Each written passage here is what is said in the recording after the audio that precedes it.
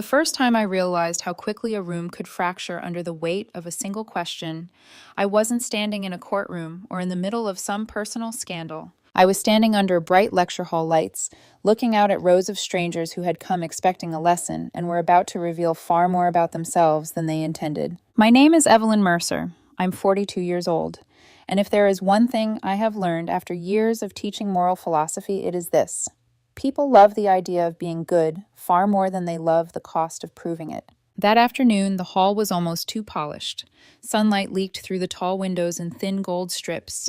The air smelled faintly of coffee, paper, and the damp wool of coats people had shrugged off too late. Some students sat forward with bright, eager faces. Others leaned back with the bored confidence of people who believed no question could truly unsettle them.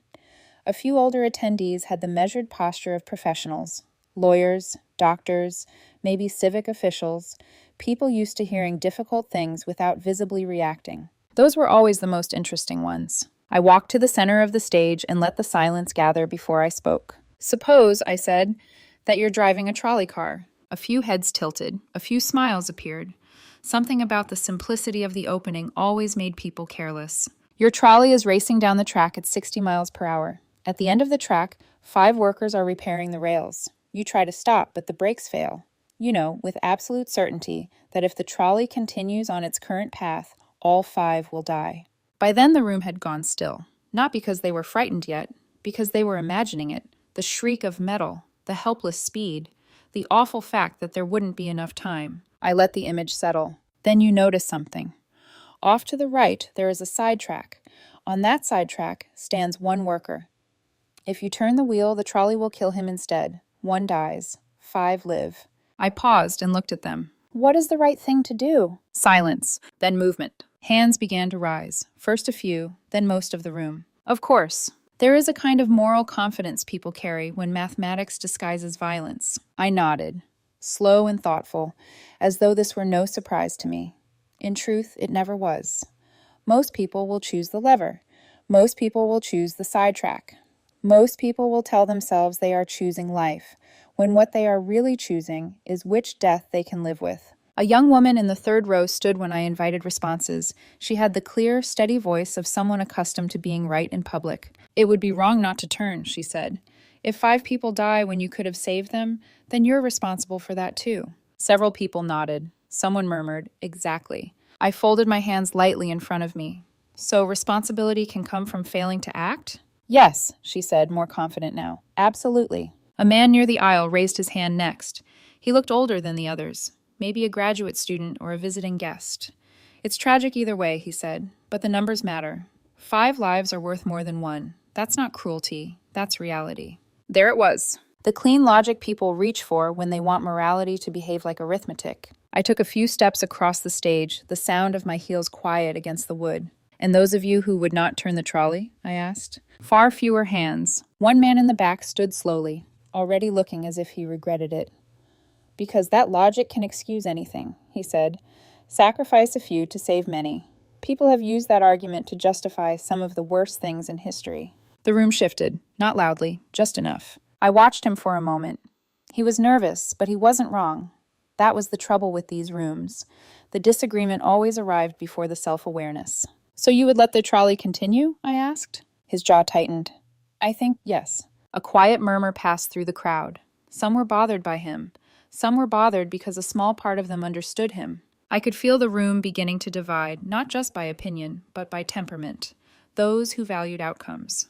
Those who feared crossing certain lines. Those who already sensed, even if they couldn't yet articulate it, that the difference between action and inaction might not be as morally clean as they wanted it to be. I could have stayed there longer, let them sharpen their positions, let them settle into the comfort of defending whichever answer made them feel humane. But moral philosophy becomes interesting the moment comfort is removed. This time I said, "You are not the driver." That changed the room immediately. The earlier responses had come quickly. This time they braced. "You are standing on a bridge above the tracks. Below you, the trolley is again racing toward 5 workers. The brakes still don't work. In a matter of moments, those 5 people will die." I turned slightly, letting the image unfold with care. Standing beside you on the bridge is a very large man. If you push him onto the track below, his body will stop the trolley. He will die. The 5 workers will live. I looked directly at them. How many of you would push him? Almost no hands rose. The silence that followed was no longer comfortable. It was exposed. Even the people who had answered confidently before seemed reluctant to move, as if physical stillness might hide intellectual inconsistency. I let the pause stretch longer than they liked. Then I asked softly, what changed? A student near the front answered first, but her voice had lost its certainty. It feels more personal. Personal, I repeated. Because? Because you're physically pushing him, she said. You're directly killing him. A few people nodded, relieved someone had said it first. I turned toward another section of the room. In the trolley case, the one worker on the sidetrack also dies because of your decision. Is his death less direct? No one answered immediately. Another voice came from the left side, careful and slightly defensive. The large man wasn't already part of the danger. In the first case, everyone is already on the tracks. Was the man on the sidetrack part of the danger? I asked. That earned a sharper silence. I could see it happening then.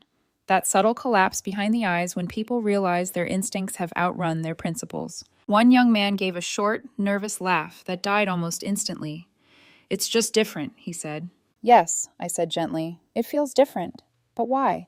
That word stayed hanging between us. Why? Why was turning a wheel acceptable to so many, but extending 2 hands was not? Why did distance make sacrifice easier to bless? Why did a machine feel cleaner than a body? Why did a death caused by a lever seem somehow less intimate than a death caused by touch, even when the intention was the same and the arithmetic identical? These were never just philosophical questions, they were revelations. A woman in the middle row spoke without raising her hand. Maybe in the second case, she said, you're using him. The room stirred. I nodded, using him as a means to an end. Her expression sharpened a little, grateful to hear the thought reflected back in clearer form. Yes, she said, that's what feels wrong.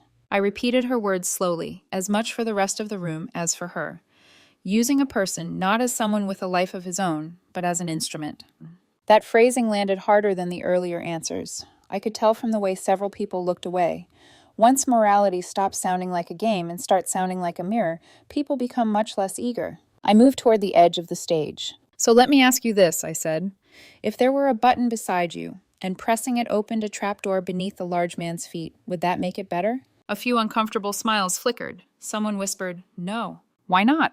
No answer. The hall felt warmer now, though the air hadn't changed. That always happened when people realized they could not easily defend the difference between what they condemned and what they permitted. I folded one arm over the other and studied them. In one case, I said, many of you are willing to redirect a threat and accept one death to prevent 5. In the other, most of you refuse. So tell me, is morality about outcomes? Intention, contact, emotion? Is it about whether someone is already in danger? Or is it about whether you can bear to imagine yourself as the kind of person who would do it? That one struck deeper than the others. No one spoke. And in that silence, I felt something old and familiar settle over the room. Not confusion exactly, but exposure. The kind that comes when people realize the question in front of them is not really about a trolley or a bridge or a stranger. It is about the private line each person draws between what can be justified in theory and what they could ever survive doing with their own hands. I looked out at the sea of faces, students, professionals, skeptics, quiet observers, and I knew that the lecture had already become something else. They had arrived expecting philosophy. What they had stumbled into was self-incrimination. And this was only the beginning. I didn't move on immediately. That's the mistake most lecturers make. They ask the question, collect the answers, and then rush forward as if the discomfort they've created is something to resolve. I never resolve it. I let it breathe. Because the moment people start trying to escape discomfort is the moment they reveal what they actually believe. You felt the difference, I said quietly. You couldn't explain it cleanly, but you felt it. No one denied that. A few students shifted in their seats. Someone crossed their arms. Another leaned forward, as if proximity to the stage might somehow sharpen their thinking. But I could see it. The unease had settled in. Not loud, not chaotic, just present. Good. That feeling, I continued, is where philosophy begins. Not in certainty, in tension. I turned slightly, walking back toward the center of the stage, letting the rhythm of my steps steady the room again. Let's change the setting. A few people exhaled softly, as if grateful for a new scenario. They always think a new story will be easier. It never is. "You're an emergency room doctor," I said.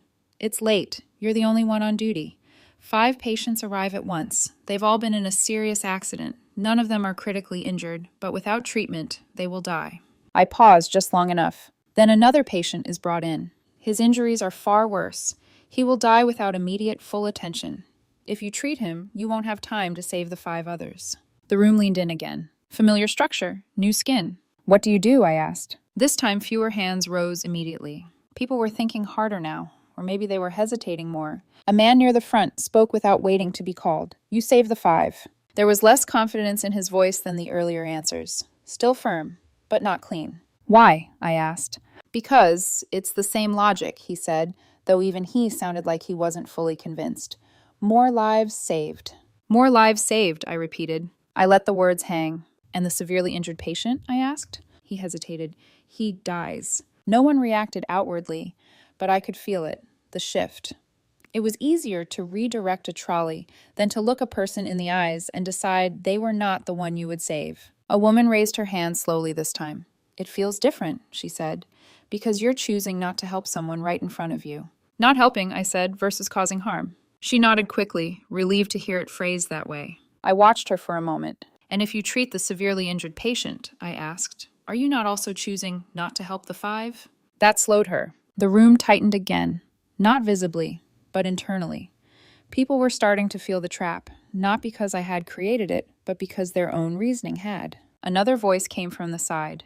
"In the hospital case," he said, "you're supposed to save whoever is most critical. That's the rule." "Ah," I said softly, "the rule." There it was. The first attempt to escape uncertainty by appealing to structure. "And if the rule leads to 5 deaths instead of 1? I asked. He frowned slightly.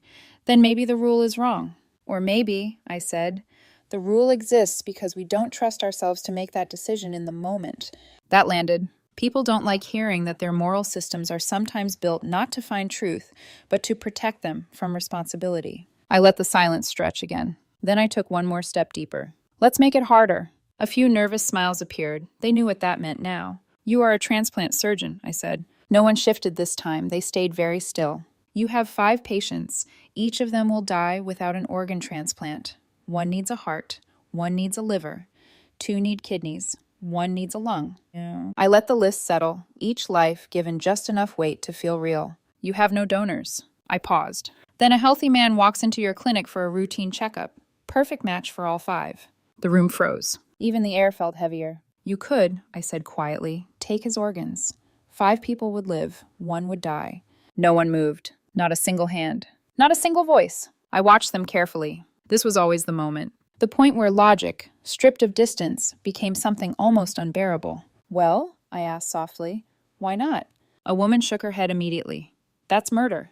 "Is it?" I asked. "Yes," she said, stronger now. "You're killing him." "In the trolley case," I said, "someone dies because of your choice." "That's different," she insisted. "Why?" "Because—" She stopped, searching. "Because you're using him. He didn't consent. He wasn't part of it." There it was again. Using, consent, part of it. Fragments of something deeper, trying to form a boundary they could defend. Another student spoke up, more agitated now. "If you allow that," he said, "then anyone could justify killing someone if it benefits enough people. That's dangerous." Dangerous. The word carried weight. Not just morally, but socially, politically, personally. I nodded slightly. "So in this case," I said, "saving 5 lives is not enough to justify the act." "No," several voices answered at once. Clear. Firm. Finally, something they could agree on. I let that agreement settle. Then, gently, I pressed again. "In the trolley case," I said, "you redirect a threat. 1 dies. 5 live." No one spoke. "In the bridge case," I continued, "you push a man. 1 dies. 5 live." Still silence. "In the hospital case, you choose to treat 5 instead of 1. 1 dies. 5 live." A few eyes shifted. "And in the transplant case," I finished, "you take 1 life to save 5. I let the pattern sit in the room. Same numbers. Same outcome. Different reactions. "Why?" I asked. "Do these feel so different?" No one rushed to answer now. The earlier confidence was gone. In its place, something quieter, more careful, more honest. A man near the back finally spoke, but his voice had lost its earlier certainty. "Maybe it's not just about numbers."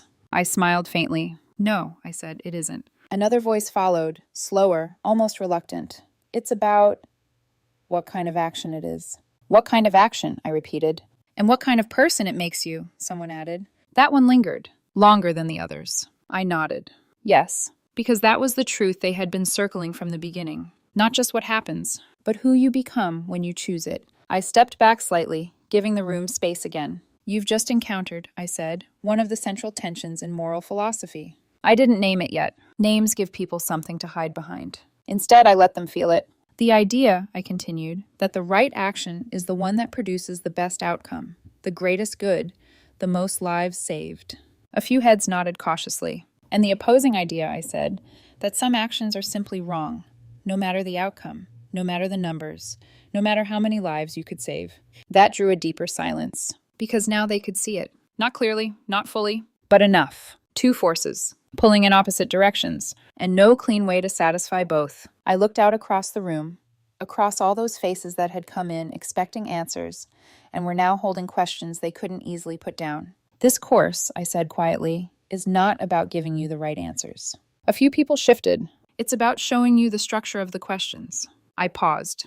And once you see that structure, I let the sentence hang for just a second longer than necessary. You don't get to unsee it. No one spoke. No one smiled. Because somewhere, deep down, they already understood what that meant. The world was about to become more complicated than they had planned. And I was the one who had just made it happen. I could have ended the lecture there. Most people would have. Give them a few dilemmas, let them debate, let them walk away feeling slightly unsettled, but still intact.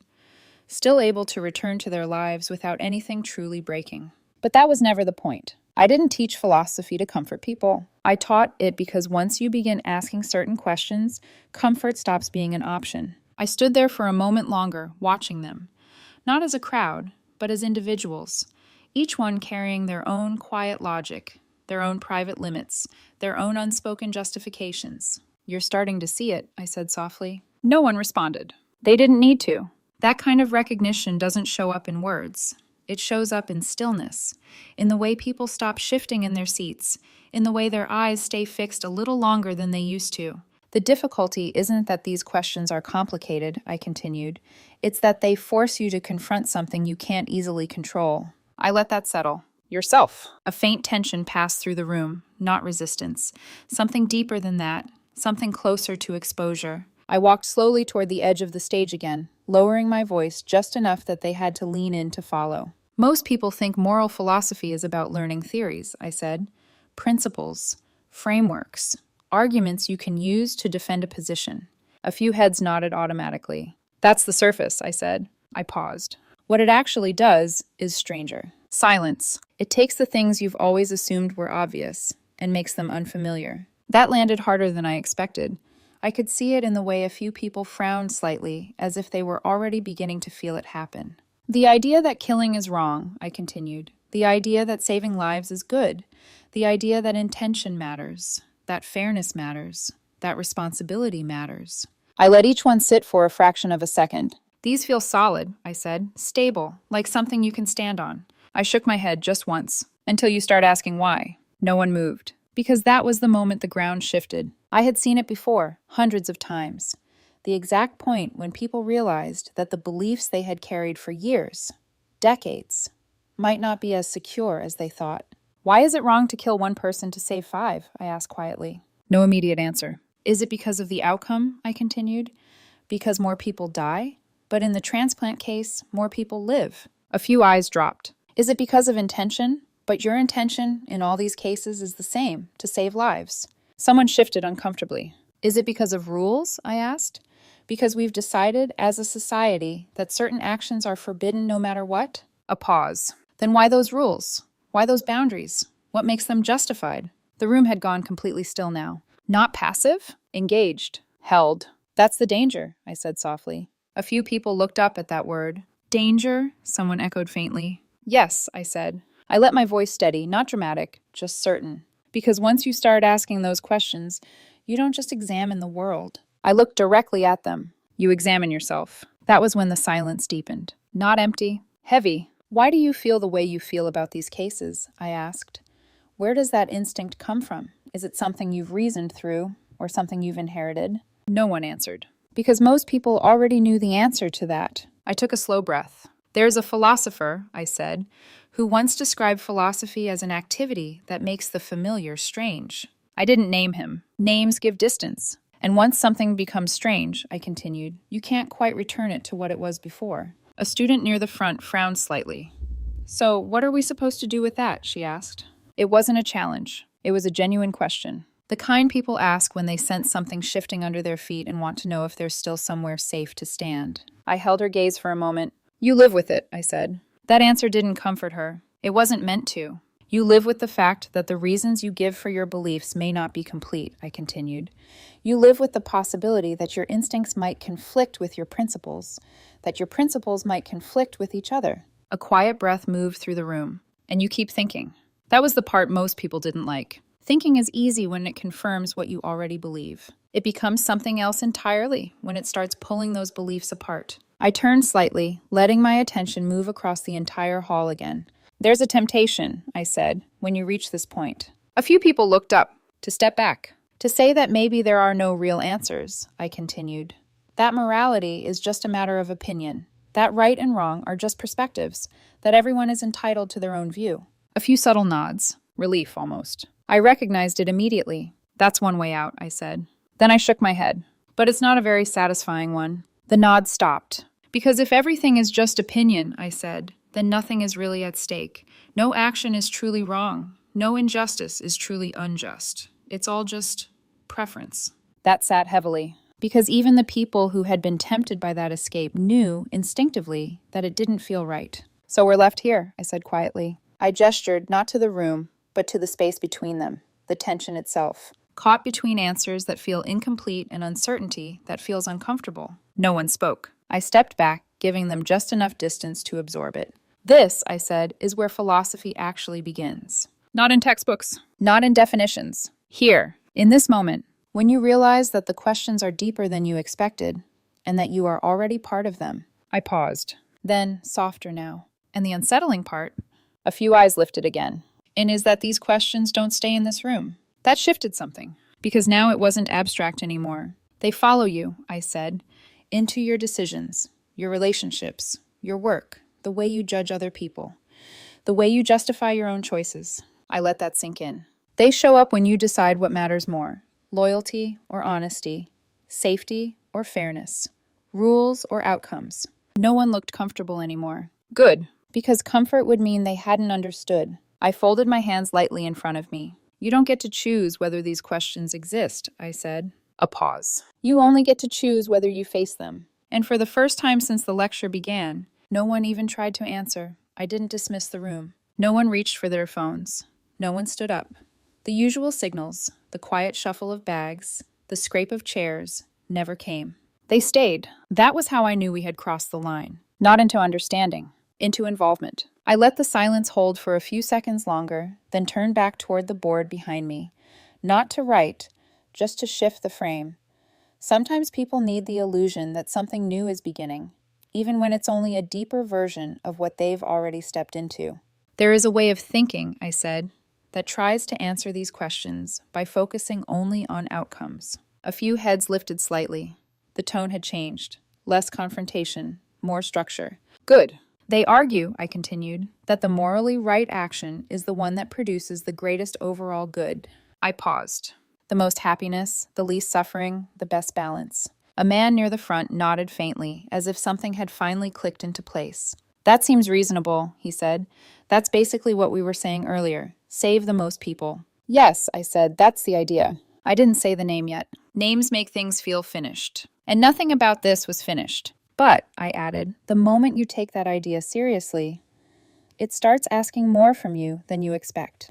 That pulled their attention back. Because if maximizing overall good is what matters, I continued, then every decision becomes a calculation. I walked slowly across the stage again. Not just emergencies, I said. Not just trolleys and hospitals. I looked out at them. Everything. That word lingered. A small decision, a large decision. Personal, political, private, public.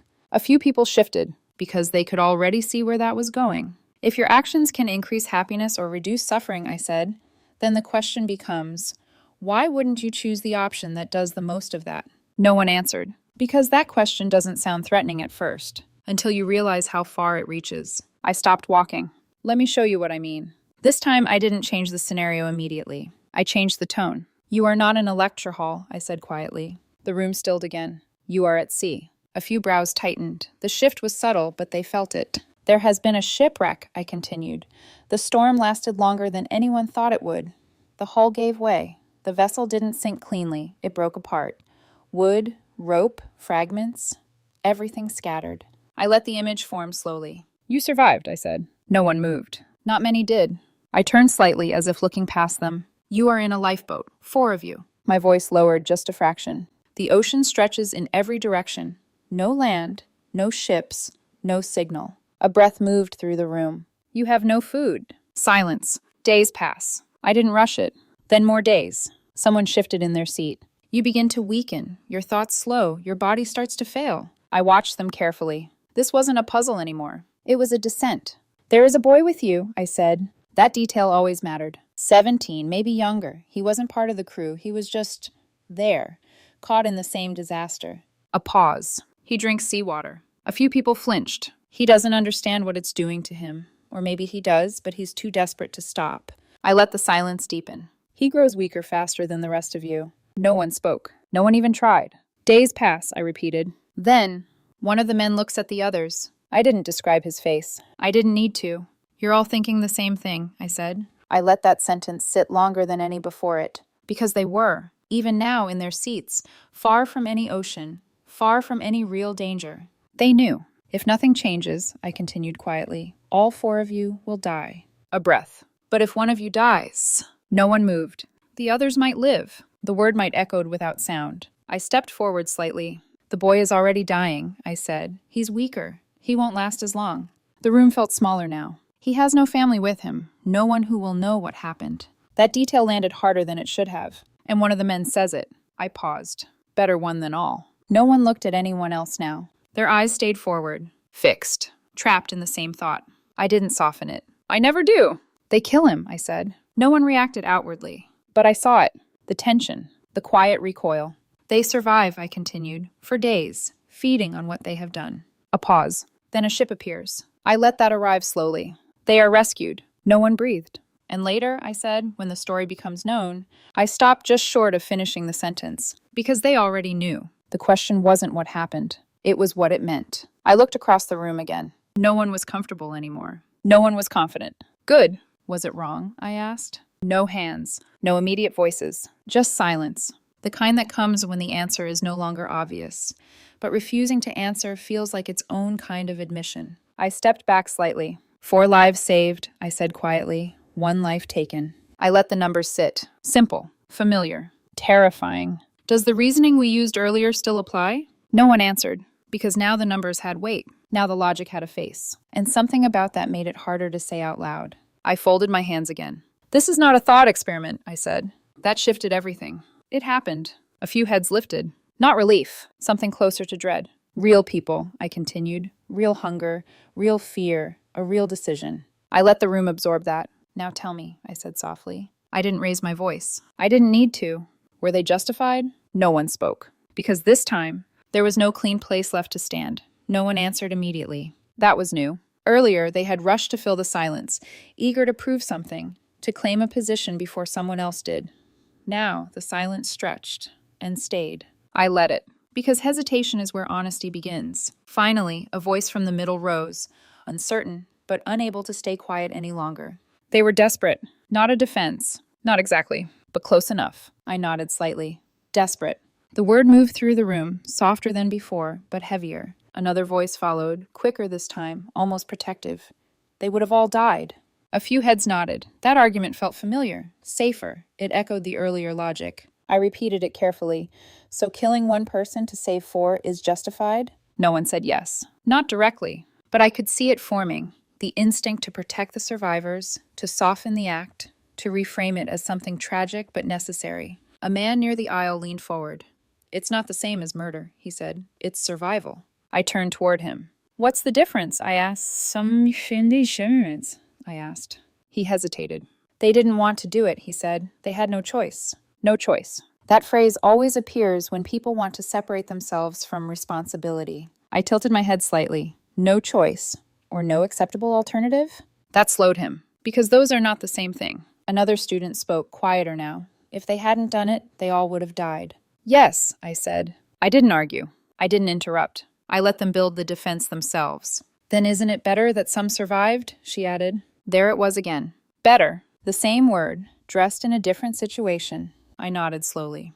Better. In what sense? She frowned slightly. More people lived. More people lived, I repeated. I stepped forward just enough to hold their attention. And the boy? No answer. I didn't move on. I didn't soften it. What about him? I asked. A few people looked down. Someone finally said it, barely above a whisper. He died. Yes, I let that sit. Because in all their reasoning, in all their careful attempts to justify, to explain, to soften, they kept drifting back to the same quiet truth. He died. Not as a number, not as a variable, as a person. I turned slightly, scanning the room again. So let's be precise, I said. They chose him. That shifted the air again. They didn't choose randomly. They didn't draw lots. They didn't ask. I paused. They decided. That word carried more weight than the others. Because deciding implies ownership, responsibility. A line crossed with awareness. A woman in the front row spoke up, more firmly this time. But he was already dying. Yes, I said. Her shoulders lifted slightly, as if she had found something solid. So it's different, she continued. They didn't take a life that would have continued. They shortened something that was already ending. I held her gaze for a moment. Does that make it easier to accept? I asked. She hesitated. Yes. I nodded once. Does it make it right? That was different. She didn't answer, because those are not the same question. A man near the back leaned forward. What if he had agreed? He asked. The room shifted again. That was new. That was dangerous. I turned toward him. Agreed? If he knew what was going to happen, the man said. If he consented, would that make it okay? A few people looked up sharply. Now they were searching for structure again. A way to make the act feel less like violence and more like something chosen. I didn't answer immediately. Why would that matter? I asked. Because then it wouldn't be forced, he said. It wouldn't be taking something from him. Wouldn't it? I asked quietly. He faltered. The room held still again. Consent, I said slowly, can change how we see an action. A few heads nodded cautiously. It can make something that feels like violation feel like cooperation. I let that idea sit. But does it change the outcome? I asked. No answer. The boy still dies, I continued. The others still live. A pause. So what exactly has changed? Silence. Because now they could feel it. They weren't just searching for the right answer anymore. They were searching for a version of the story they could live with. Another voice came, sharper this time.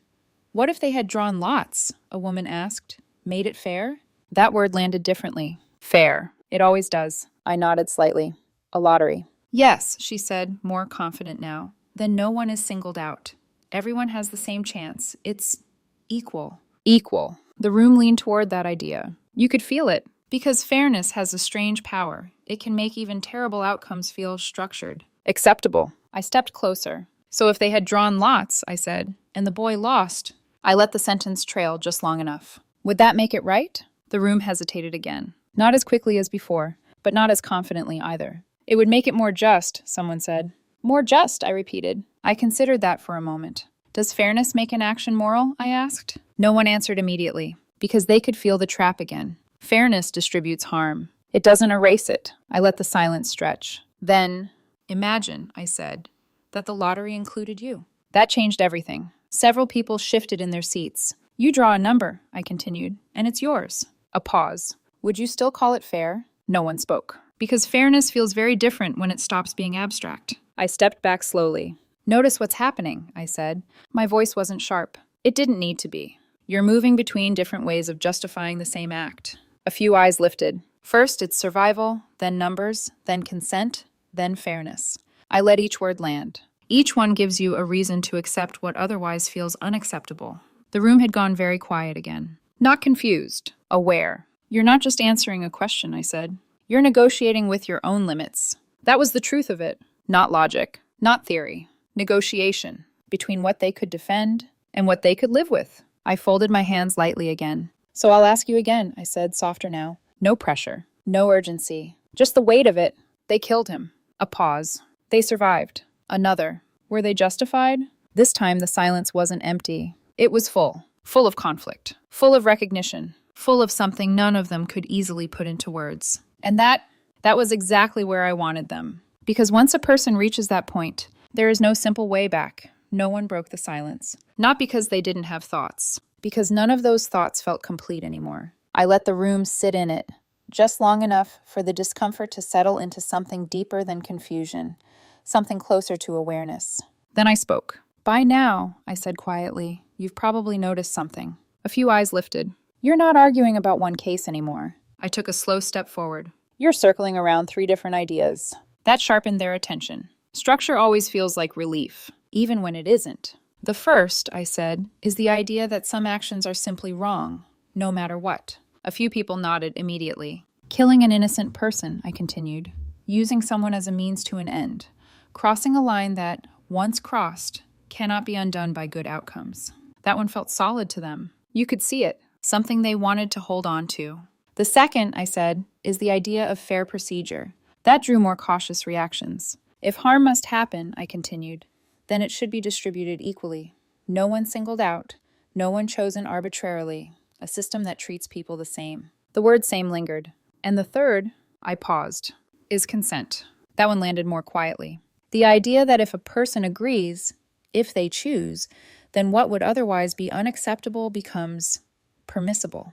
I let that sit. 3 paths, 3 anchors, 3 attempts to make sense of something that resists being made sense of. I looked across the room. Each of these ideas feels powerful, I said, compelling, necessary even. A few heads nodded. Because each of them protects something we care about. I raised one hand slightly. The first protects the individual. It draws a line that cannot be crossed, even for a greater good. Another. The second protects fairness. It tries to prevent bias, favoritism, arbitrary power. The third protects autonomy. The idea that people should have control over what happens to them. I lowered my hand.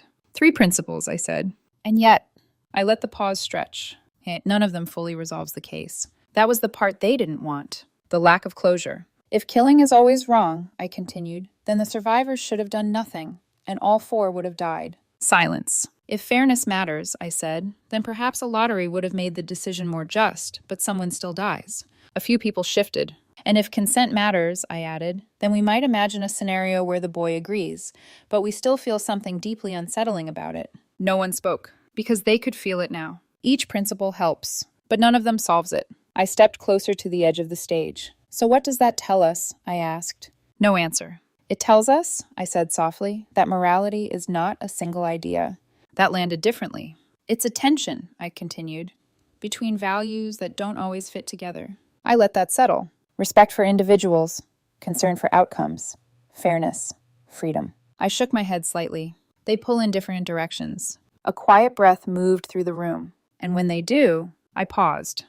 There is no answer that satisfies all of them at once. That was the truth they had been resisting, not because they couldn't understand it, because they didn't want to accept it. I turned slightly, letting my gaze move across the entire hall one last time. You came in expecting philosophy to give you clarity, I said. A faint shift. Definitions, answers.